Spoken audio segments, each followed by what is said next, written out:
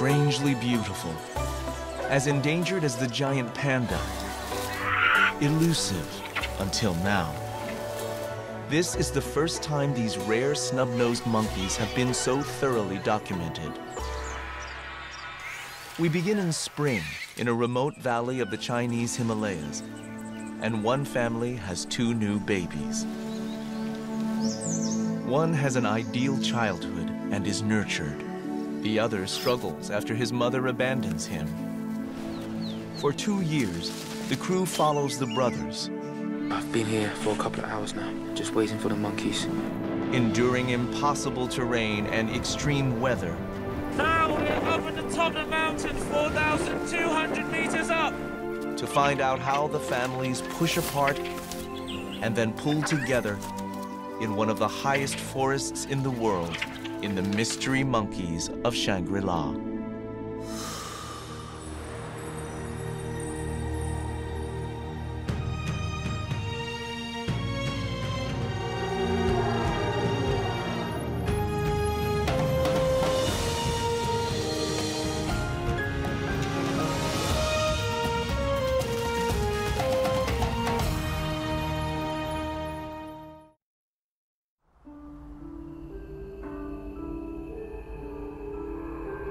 Hidden in the Himalayas in China are the Snow Mountains.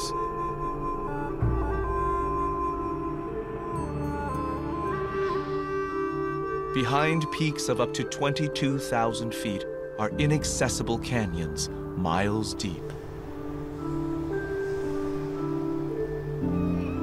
For centuries here, there have been stories of lost cities and woodland elves.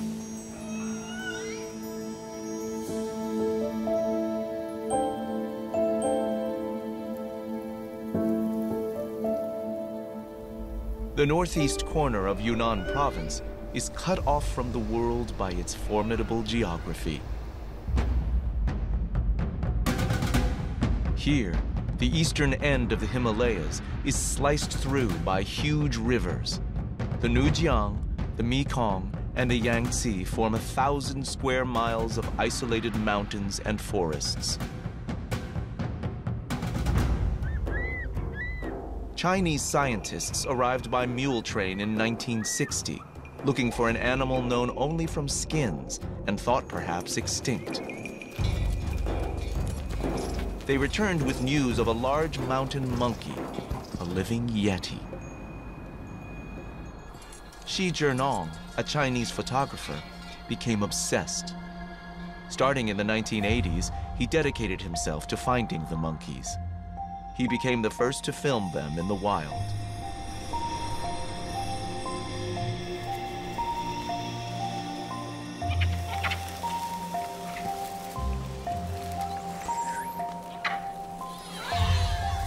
There are only a few thousand Yunnan snub-nosed monkeys. They are gentle, with odd-looking noses and prominent forelocks.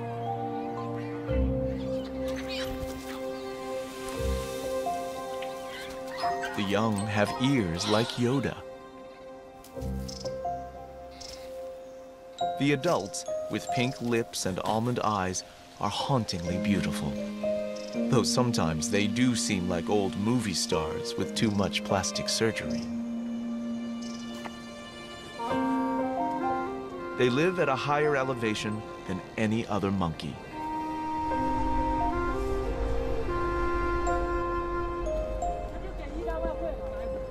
It's 30 years later, and Xi Zhenong has hired a new team.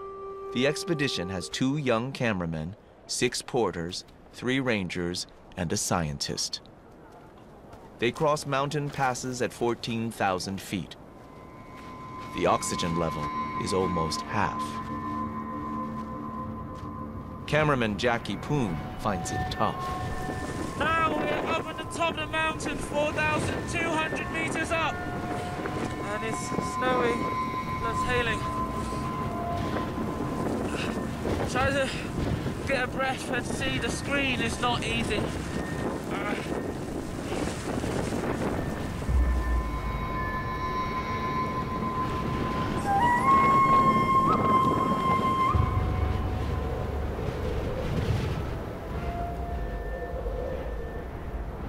Behind the passes are valleys.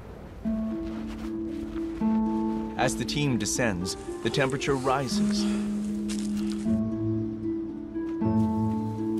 They find an enchanted garden behind mile-high walls. Jackie Poon can hardly believe it. It's like you're going into a different world. You start to hear birds and see flowers.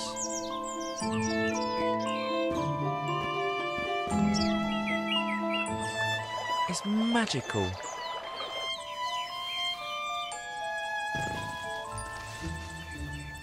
All of a sudden, in the trees are the monkeys. It's a huge thrill to see them. Jackie Poon and Wu Yuanqi are amazed. The monkeys seem unafraid of them. These monkeys are unique because they're not too bothered by people. But they're still wild animals, so you can't tell them what to do, you can't control them. So you feel so very, very privileged. Very privileged. Xi Zhenong's ambition is to make a film following individual monkeys for 2 years. Park rangers and scientists will help track them with the team.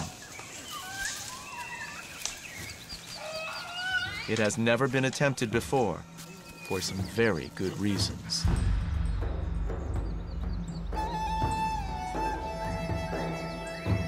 Covering impossible terrain are the last remaining troops of Yunnan's snub-nosed monkeys in the world.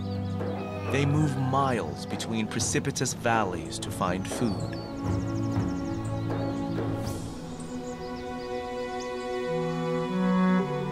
One smaller troop is easier to follow. There are 8 families in this troop, each with a male and several females and their young. By March, after months of waiting, the team sees one of the 8 families with a newborn.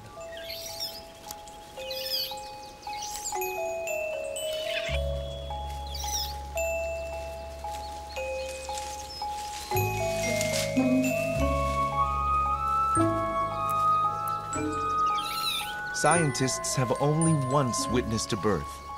The other mothers helped like midwives.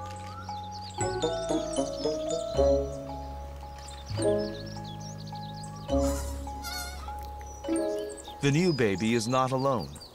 The family has 2 arrivals, 2 half-brothers.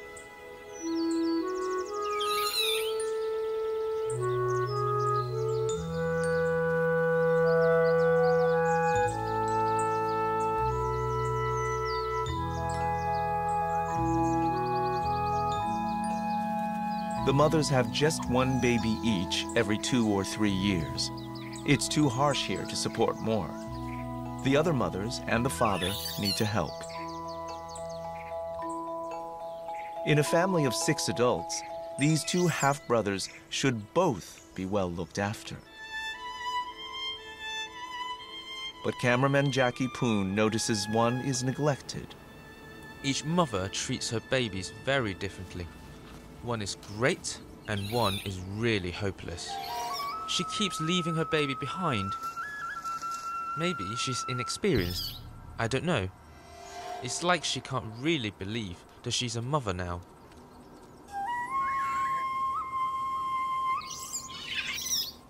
Luckily, the rest of the family helps her and looks after the baby as well. The other mothers even provide milk.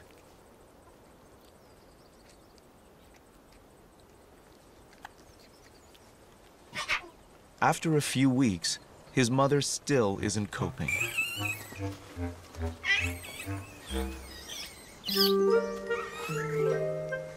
While the other baby is protected and indulged,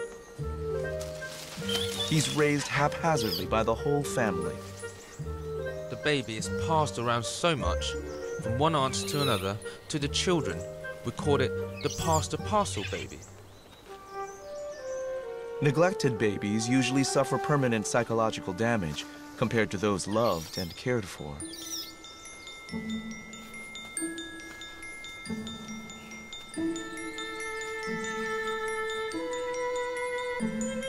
But scientific studies also show that a few of those that survive can become tougher and braver.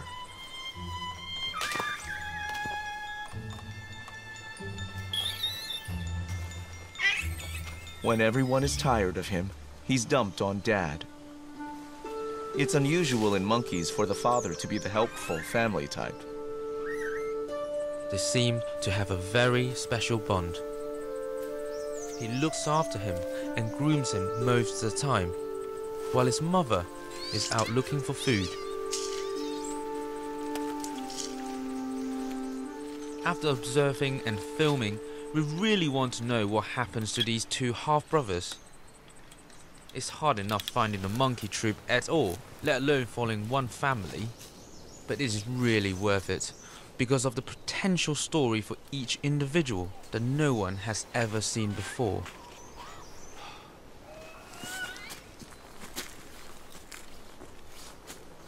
The monkeys' lives are part of the wider story of the mountains and the isolated people who live here.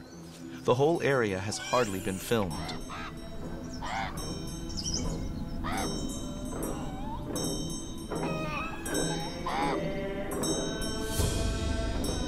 Hidden from the outside world is an ancient city. It's called Shangri-La, named after a famous mythical paradise.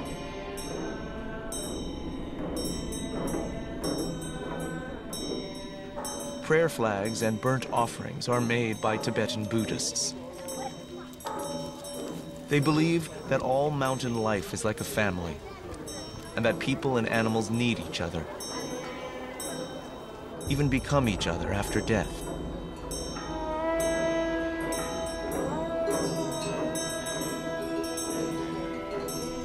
In spring, monks from the nearby monastery lead the village yaks up toward the monkeys' forests.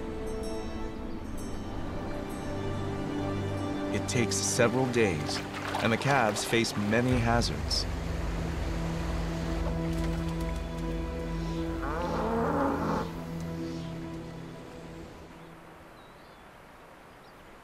They are heading for mountain meadows. The monks will live at 13,000 feet for a few months in some of the highest human homes on Earth.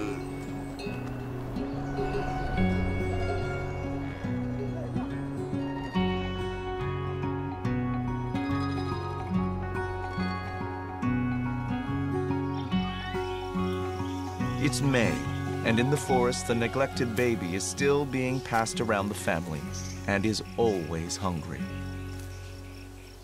While his half-brother is cosseted like a prince, he struggles to cope.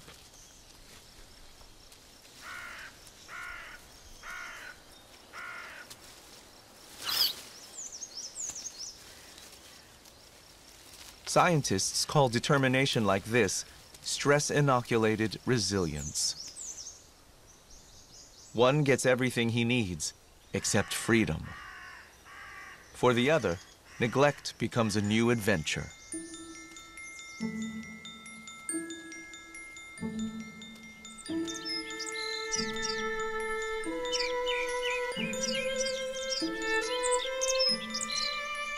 In May, the rhododendron forests welcome sunbirds arriving from miles below.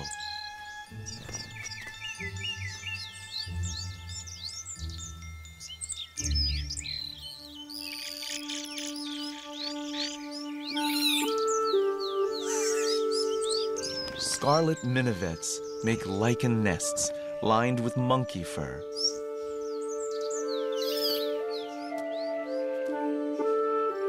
Alpine butterflies sip on buddleia.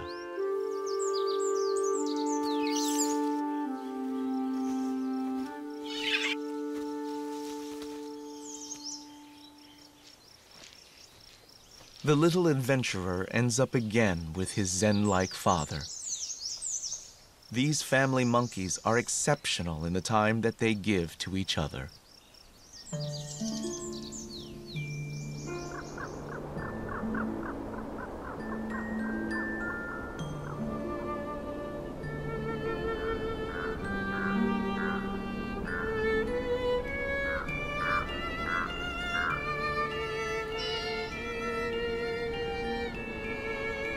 By June, the team is confident that both babies will survive their first 6 months. They have time to focus on the wider troop. Snub-nosed monkeys can travel many miles a day for food. They find fir trees dripping with lichen, like cotton candy. In winter, there is little else edible in the forest, so the monkeys depend on the lichen. The Usnea lichen is also a powerful antibiotic and well known to Chinese medicine. The troop of about 100 monkeys is composed of 8 self-contained families and about 30 surplus adult males. They form an all-male group, a gang of bachelors. A big male stands out. He is injured in one eye, with a scar falling like a tear from the other.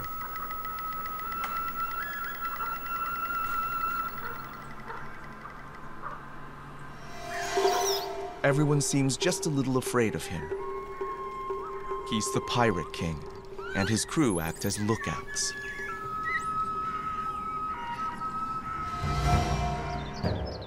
One day, the team sees what they are watching for. Over the mountains comes a massive 500-strong troop. Wilder, with no rangers and scientists with them. Several have lost limbs, probably in snares set for deer.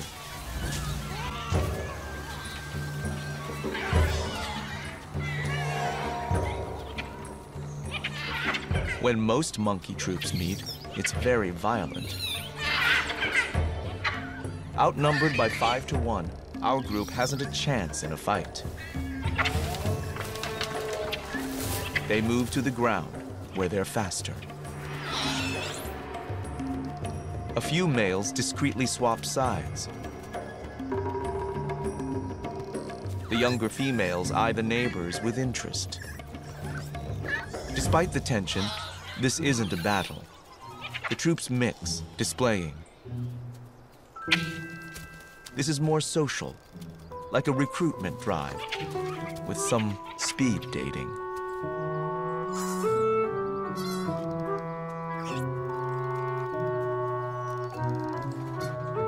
When time's up, a quarter of the world's population parts peacefully. Their gentleness is a scientific puzzle. Lichen is everywhere, so maybe not worth fighting over. Yet a wild bamboo grove is well worth defending.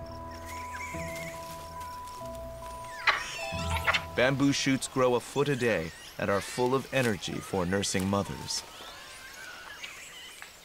The monkeys look like little Buddhas sometimes, but to the team, it is more their gentle generosity that links the monkeys and the local monks.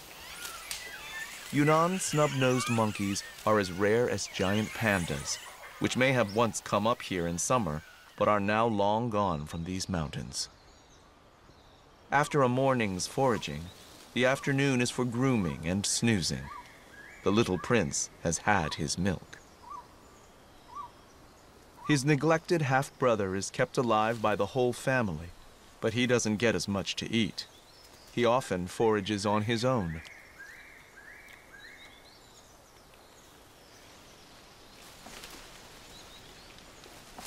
The monkeys eat over 30 different plants, and he's learning them by himself, like a street kid teaching himself to survive. While the mothers nod off, the cosseted prince makes a bid for freedom. The two half-brothers play.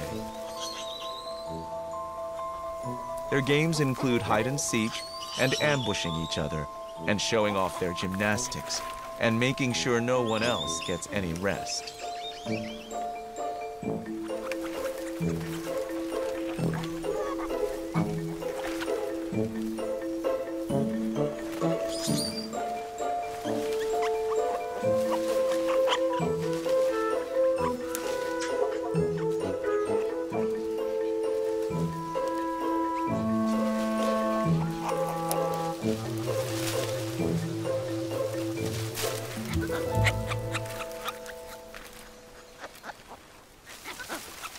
They are growing up fast. Jackie Poon sees more new behavior all the time. Sometimes in the afternoon, after snoozing, the younger monkeys will go with a group of adults, particularly from the all-male group, to go and explore the forest. It's like a school, really. They watch each other and learn. This temperate forest is one of the botanically richest in the world, with thousands of species. This is a UN World Heritage Site for biodiversity. Young snub-nosed monkeys learn to hunt for unique beetles and spiders. Childhood here is drawn out over 5 years. Some of these pupils are in their 3rd or 4th year.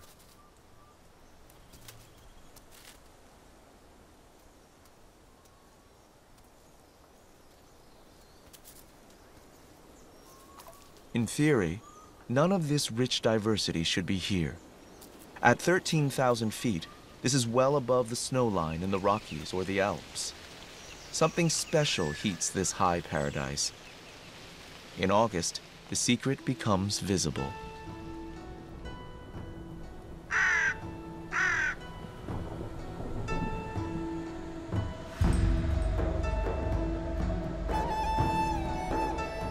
Warmth flows up from the jungles below, thanks to a quirk of geography.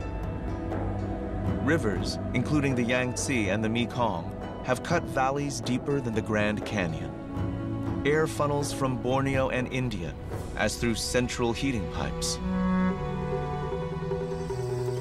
Below the Himalayas, a few hundred Asian elephants live in Yunnan's river valleys. These Chinese survivors drink snowmelt from the forested peaks above.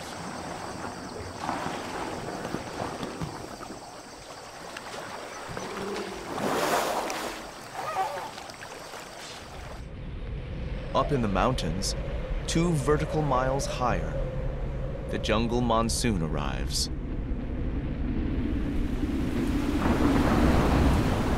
High on the slopes, it drenches the monkeys and the filming crew. It feels good coming out here, even when it's raining, pouring down rain, right? We film after about an hour, we have to take our clothes off and start putting on the camera, just in case the camera gets wet.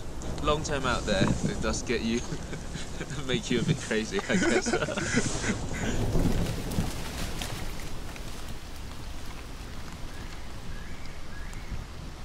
Fruit, like Himalayan dogwood, and cousins of lychees and kiwi fruit, and countless berries, all ripen.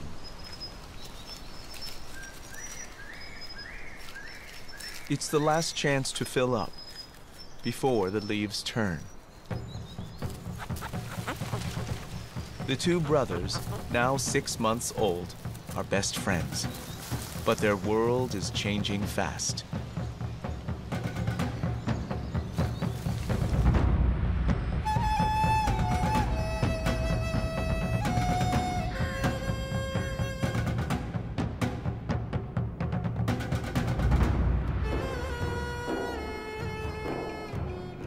It's soon time for the monks to leave the alpine meadows.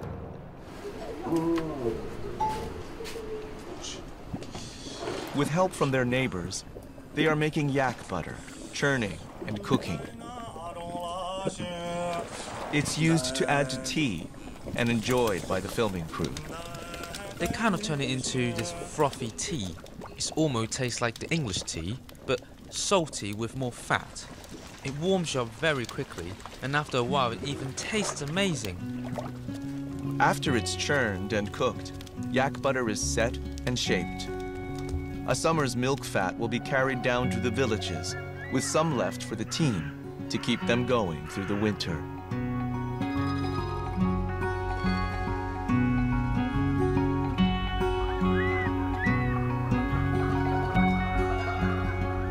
In the thin air, the temperature drops alarmingly fast. The filming expedition will follow the family despite the increasing cold. The rangers and scientists camp wherever the monkeys lead them. Finding a monk's hut is a rare luxury. What a long hike today. It's been How long has it been? 7 hours. 7 hours, I think. We have hired about 8 people. That's where and 4 rangers on top, just to carry probably half a ton of equipment. So tomorrow we're going to send out the rangers to check out the monkeys, to track the monkeys down. It's quite a hard day today.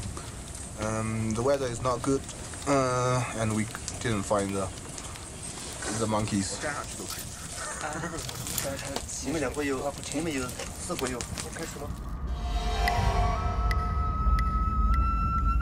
At dawn, they set off to continue the search. The rangers use ridges to look for the troop. Just this morning, coming up, I was in the front with the rangers. They've spotted something, so we come up here to the open area to check out this area. And we found some movements, and we are thinking it's monkeys. So we pretty much ran over here.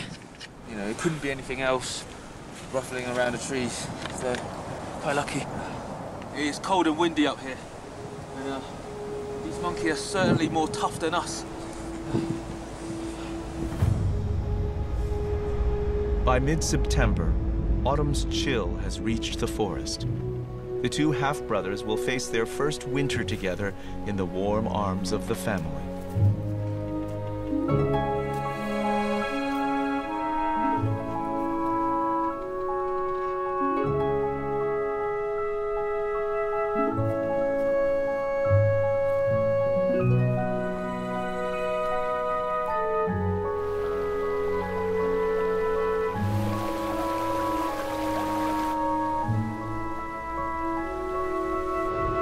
Just behind the peaks is the Tibetan Plateau, high, flat, and freezing.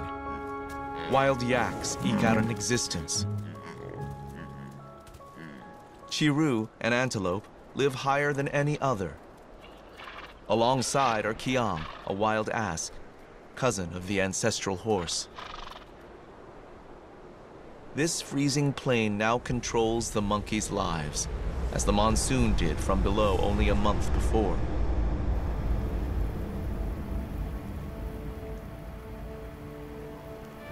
Maybe once they could head down to the tropics, but rivers and cities have cut them off, and now they depend on lichen that only grows above 10,000 feet. They are trapped, and when they are thirsty, there is only snow.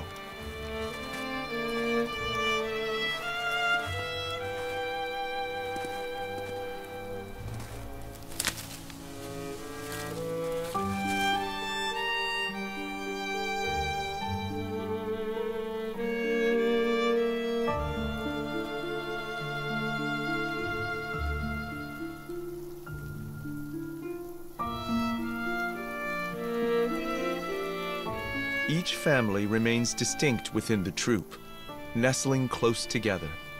The prince and his half-brother are at the heart of the huddle. There are dangers here, much worse than the cold. The all-male group is restless. The leaders would like to have wives and children to keep them warm, and plan a midwinter rebellion. The violence, when it comes over 2 nights in January, is all the more shocking from these gentle monkeys. The battle-scarred Bachelor King leads a rare attack on our family in order to steal the females.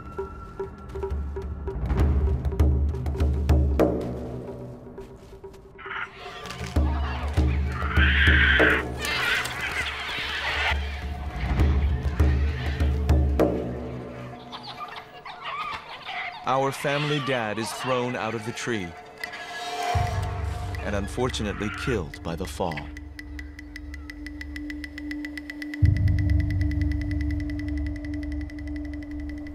The scientists found his body a few days later. He was a great father and looked after the baby very well.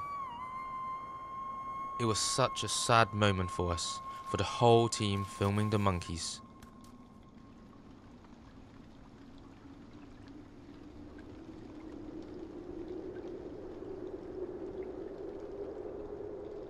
The team finds the half-brother alone.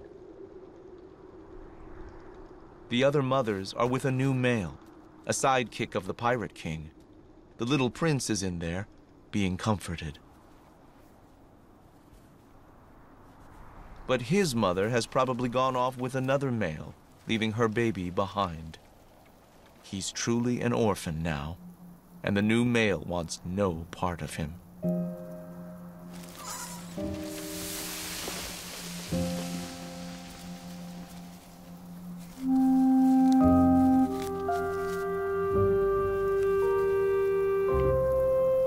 The troop has other families, and it's possible they could adopt him, but it's never been seen before.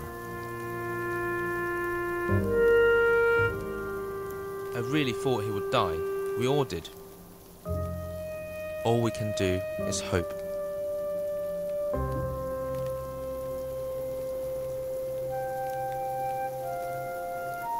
When things seem at their worst, life sometimes surprises you. He rallies and follows some birds to collect berries.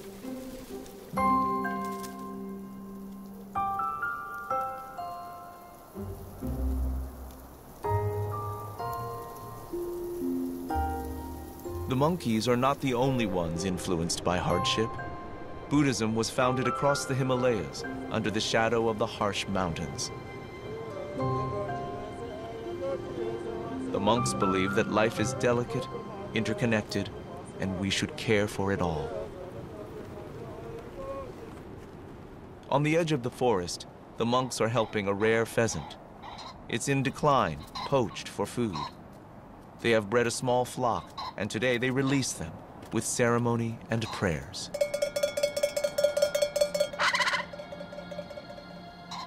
Tea is poured over a statue that looks a little like a baby monkey.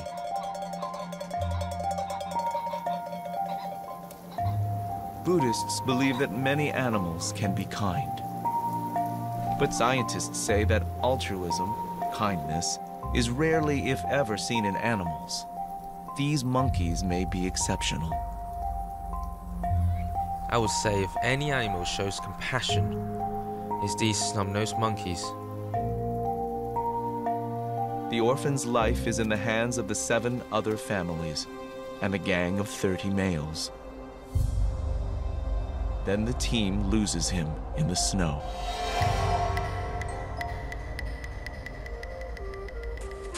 Finding the orphan was really hard, even with 4 rangers who knew most of the monkeys by sight.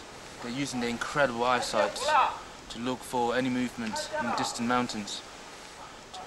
And there's also another ranger up on top, also spotting for the monkeys too. And for us, we just got to be quiet and hopefully we'll get to see the monkeys soon.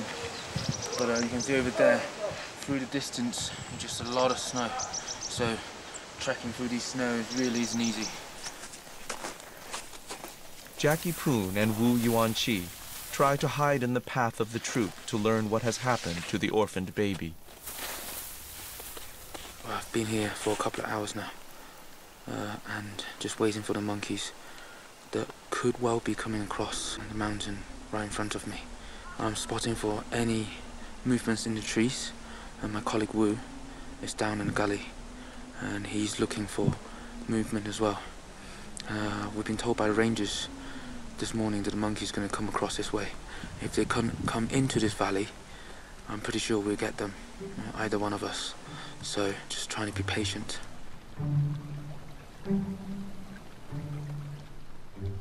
I'm so happy when the monkeys come by, and I find the orphan on his own. He's still alive.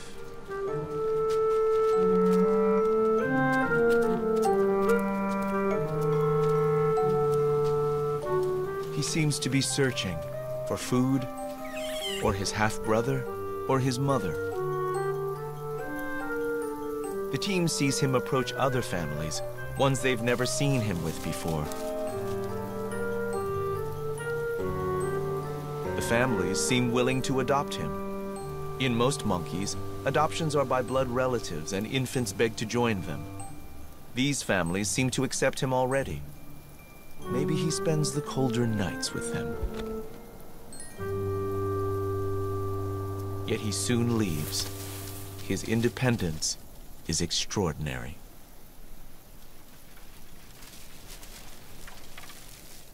He finds himself in the bachelor group. Young males all join this gang when they are much older and reaching adulthood.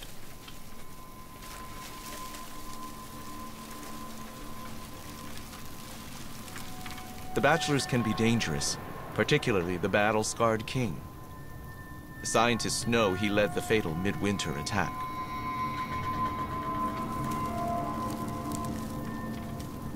Yet the baby monkey gets closer to his father's killer. The warrior looks up, but ignores him.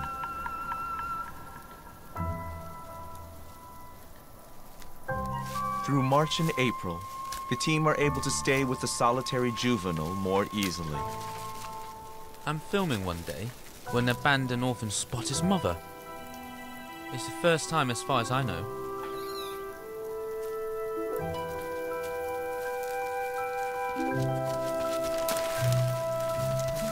He jumps over to her. She hasn't got any milk for him. They hug for ages.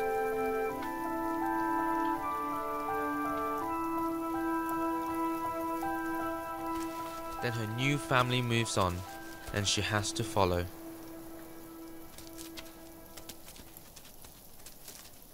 He just sits there, abandoned all over again.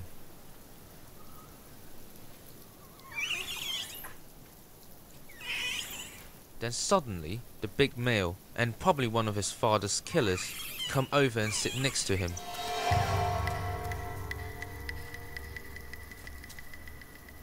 It's like the big bachelor is being thoughtful. He offers comfort and friendship. That was the moment I thought, whoa, these monkeys are not like animals at all.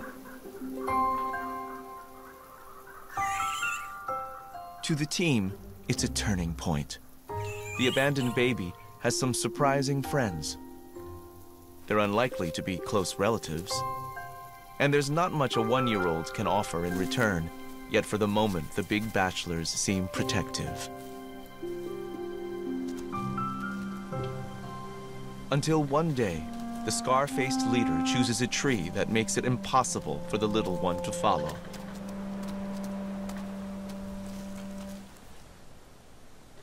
The all-male group above pay no attention. Maybe they've had enough of their little mascot.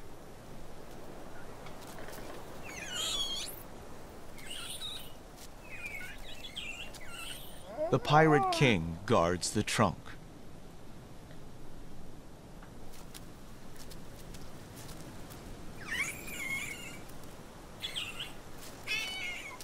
Then, a hand reaches down. The heart of a killer seems to melt. For the crew and the scientists, it's a remarkable moment.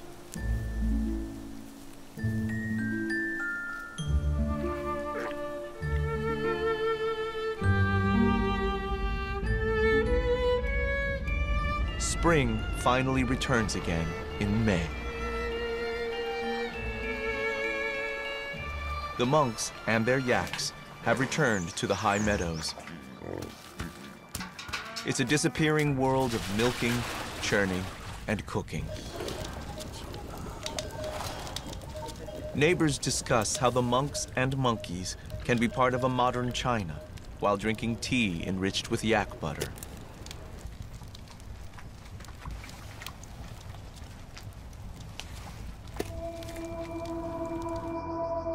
Above the monks' meadow and the monkeys' forest are peaks famous for their plants and animals. There are Himalayan blue poppies and snow lotuses, a plant with fur that's visited by hairy mountain bees.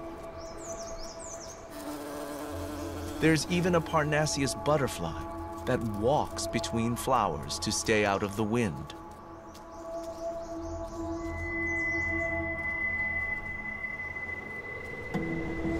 In Dune, increasing numbers of people make a long trek here, searching for a caterpillar infected by a fungus called cordyceps. It's been discovered to be a remedy for cancer. The trade in medicinal plants is lucrative, and the mountains are picked clean.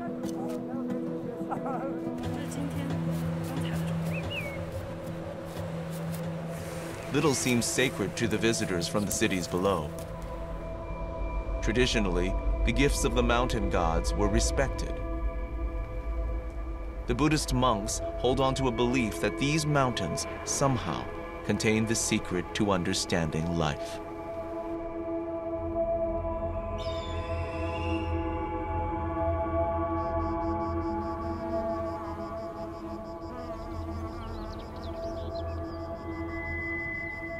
In a rhododendron glade at 13,000 feet, our lone youngster dines on flowers.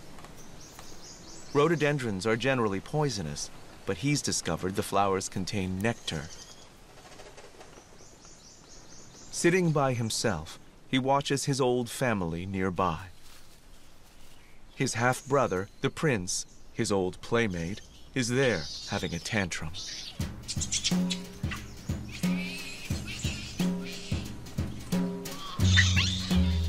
He's being weaned. His mother wants to stop his milk. He's furious.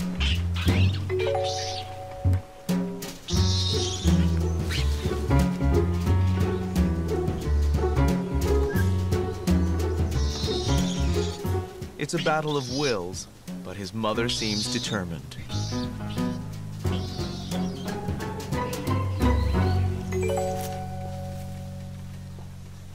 Eventually, the spoiled prince gives up and notices his half-brother. Cameraman Jackie Poon holds his breath. It's the first time this year I've seen them playing together. It's amazing. As young males grow up, they are encouraged to nurture friendships. It's the first stage of forming the alliances they'll need later in the bachelor group. It was fun at first, but sadly something went wrong. The abandoned baby got something in his eye.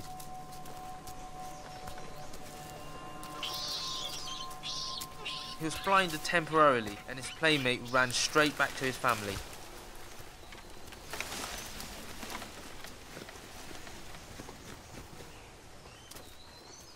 I realised why the little prince was so keen to be with his family. There was a new little baby, just born.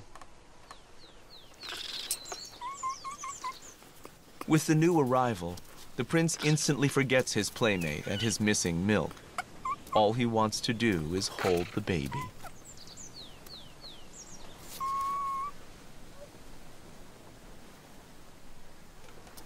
Over the next few days, he pesters and waits for his chance. Then, one wet afternoon, he gets it.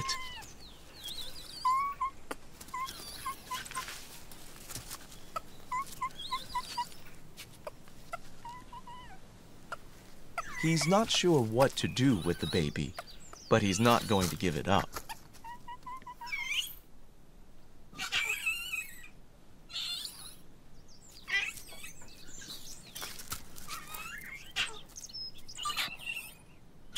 The newborn's hard to manage, more than he can handle.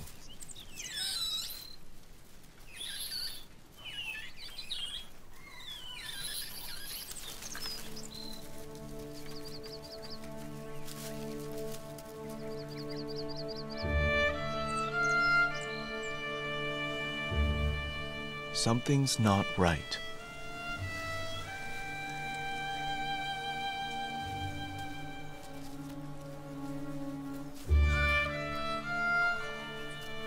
Panic seems to sweep over the mothers.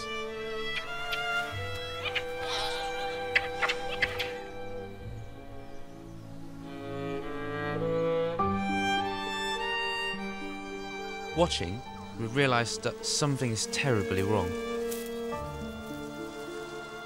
The baby is dead. He has probably just caught a chill or something, which happens quite a lot, but it's very tragic. The mother carries the baby for 3 days. She must know that it's dead. but it's like she can't bear to let go.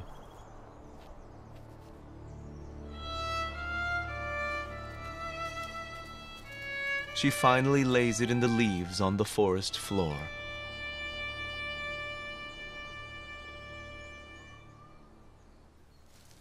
After the baby's death, the prince goes back to his mother and she lets him suckle again. It was like she can't reject him after such a tragedy. He seems very precious to her and to the family. The abandoned orphan is once again forgotten and will return to the edge of this monkey society. In autumn, many species of mushroom grow in the forest, and local families at the edge of the Baima Snow Mountain National Park come to collect them. The head ranger and his family are among them. Like many of the local Tibetan Buddhists, they are polyandrous. The ranger's daughter has 2 husbands, brothers. It takes many adults working together to raise even a small family here. The harsh mountain life creates unusual families among humans, as well as monkeys.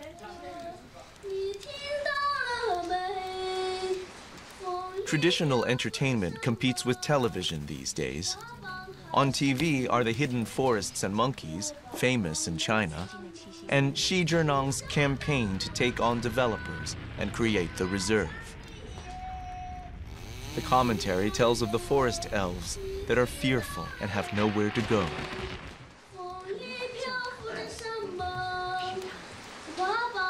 The ranger's grandson sings of their forest.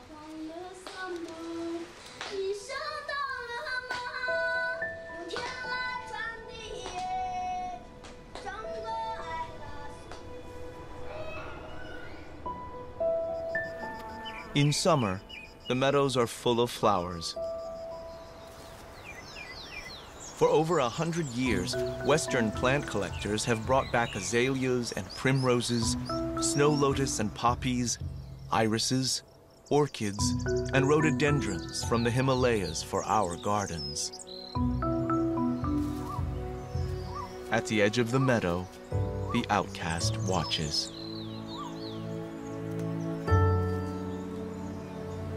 The cosseted prince grooms his stepfather. Unusually among primates, affection seems not to depend on bloodline.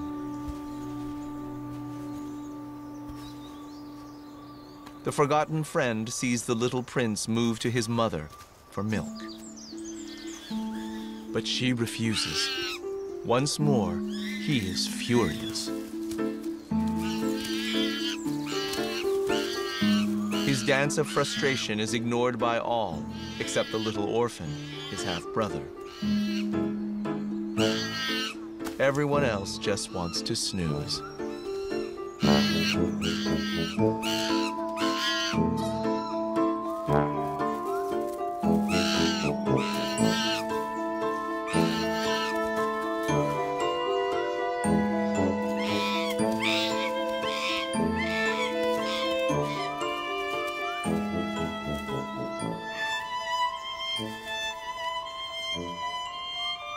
The spoiled baby gives up at last and finally comes over to play.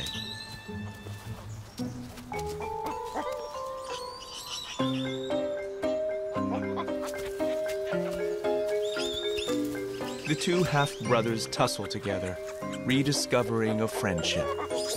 Up here, the important things to these monkeys are family and friends.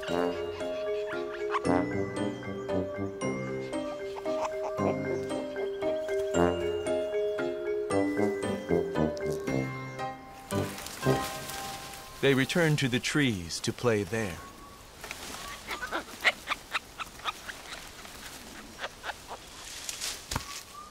Later, the adults wake, and the little prince returns to his mother. She still refuses him milk. It's time to grow up.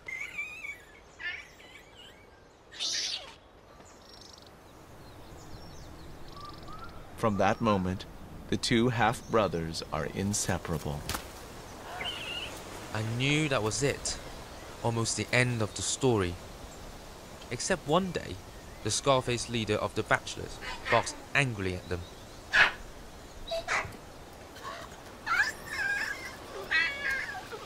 He sits down beside them. The Bachelor King seems to accept them into the gang. I'm so happy for them. Some of the older males are brothers here too. Their lives have finally come together. After so much hardship, the rest of their lives must surely be easier. They are still here, growing up. Like a chill, civilization is creeping around the mountains, pushing the monkeys higher and into a smaller area. Shi Zhenong's life's work to save a rare monkey is not over. But now, the monkeys are famous here as symbols of friendship and kindness.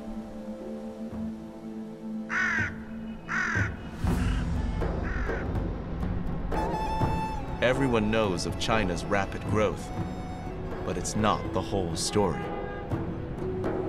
What I want to tell people internationally is to let them know that we are doing something here. You know, we're doing good things here, and we're trying to make a difference. I think that's probably the most important for me.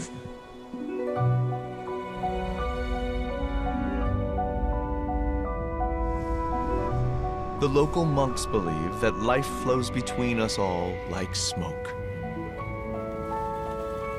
Anyone who is lost, they say, needs help and kindness and a chance to find their way back.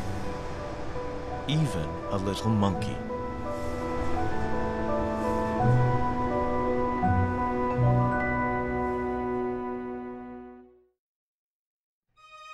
This program is available on DVD. To order, visit shoppbs.org or call 1-800-PLAY-PBS.